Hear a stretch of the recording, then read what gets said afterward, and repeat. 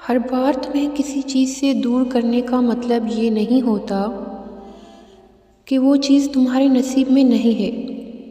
کبھی کبھی اللہ پاک تمہیں اس چیز سے اس لیے بھی دور کر دیتا ہے کہ وہ تمہیں اللہ کے قریب کرتی ہے، اور جب تم اللہ کے قریب ہو جاتے ہو، اللہ کے بغیر، اللہ سے باتیں کیے بغیر نہیں رہ پاتے، تو اللہ تمہیں وہ چیز بھی واپس دے دیتا ہے جس کی طرف تم نے اپنے رب کو پہچان لیا تھا۔ اللہ تعالیٰ بہت رحیم ہے، وہ اپنی رضا میں خوش رہنے والوں کو راضی کر لیتا ہے۔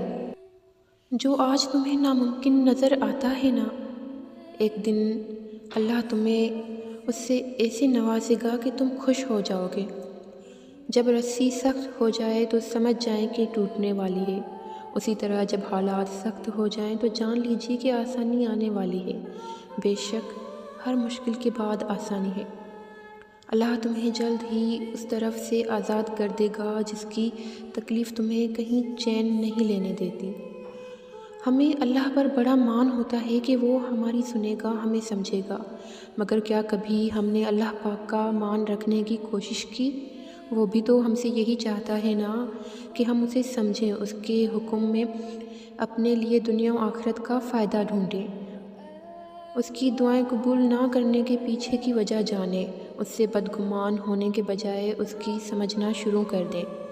سچ میں اللہ پاک وہ نہیں جو ہم سمجھتے ہیں، اللہ پاک تو وہ ہے جن کو مکمل سمجھنا کسی مخلوق کے بس کی بات نہیں، مگر اپنی کسی کوشش اگر ہم کریں تو بہت سی گمانیاں جو ہم نے اپنے رب کے لیے پال رکھی ہیں وہ دور ہو جائیں۔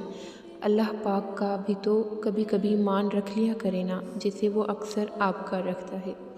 میرے رب کی قسم، تم چپ رہنا سیکھ لو، برداشت کرنا سیکھ لو، لوگوں کو معاف کرنا سیکھ لو، دیکھنا عزت تمہارے قدموں میں آ کر گرے گی۔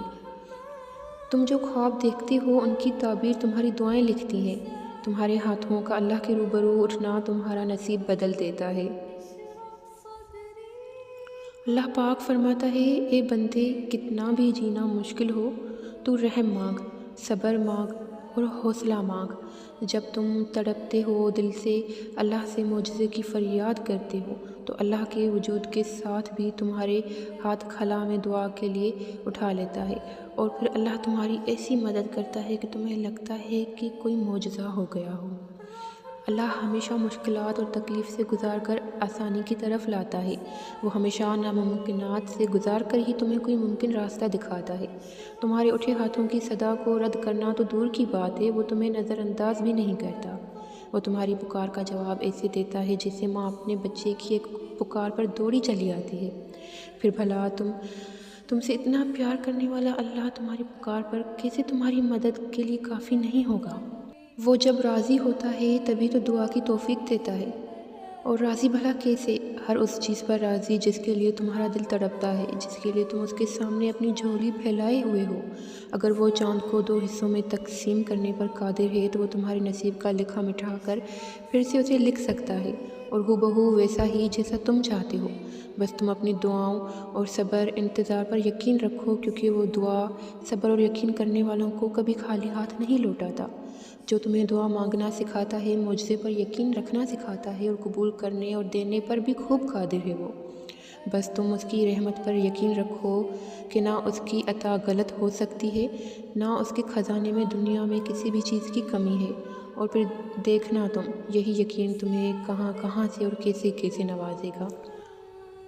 ہم اپنا ہر مسئلہ خود حل نہیں کر سکتے، ہم ہر خوشی نہیں پا سکتے، ہم بہت سی چیزیں خود نہیں کر سکتے، ہم غلط فہمیاں دور نہیں کر سکتے، ہم دوسروں کی ہم سے شکایت نہیں ختم کر سکتے، ہم ہر صورت حال بدل نہیں سکتے۔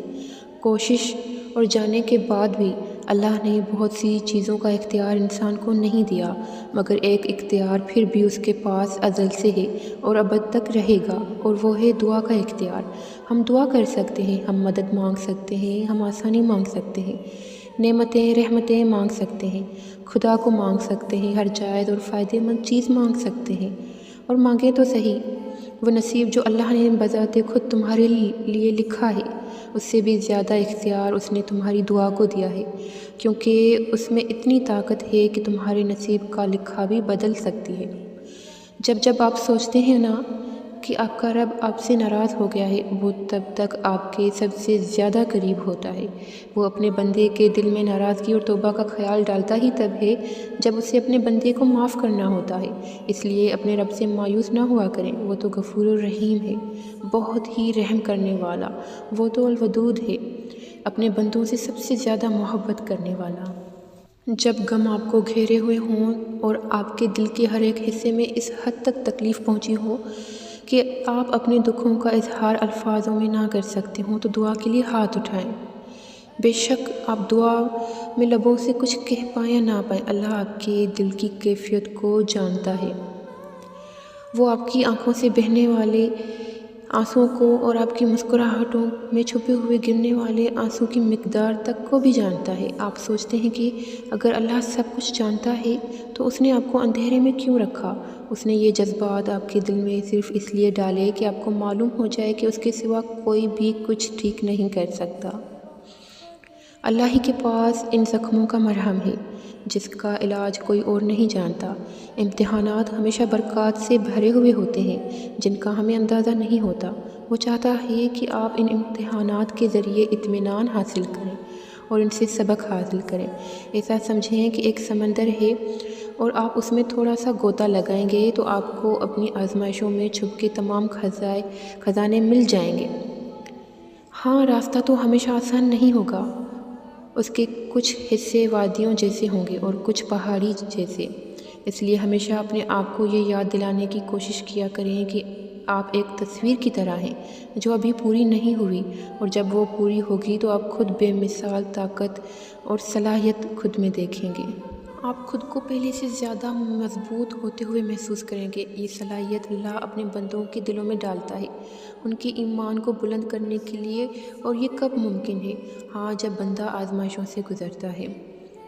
جیسے سونا آگ میں جل کر خالص بن جاتا ہے اور اس کی قیمت پہلے سے بڑھ جاتی ہے، ایسے ہی بندہ آزمائشوں سے گزر کر خالص بن جاتا ہے اور اس کا ایمان پختہ ہو جاتا ہے اور وہ اللہ کا بے پناہ پیارا ہو جاتا ہے۔ تب آپ کو اپنے اندر بہت سی طاقت اور آپ کا ایمان پختہ ہوتا ہوا محسوس ہوتا ہے اور اللہ کے قریب ہو جاتے ہیں آپ۔ پھر دنیا کی کوئی طاقت، کوئی نا امیدی آپ کو نہیں توڑ پاتی، اور اللہ آپ کو پھر آپ کے صبر کا صلہ بھی ضرور عطا کرتا ہے، کیونکہ اللہ پاک نے قرآن میں فرمایا ہے کہ بے شک ہم صبر کرنے والوں کے ساتھ ہیں۔ اشرح صدری قرآن، املأ قلبی قرآن۔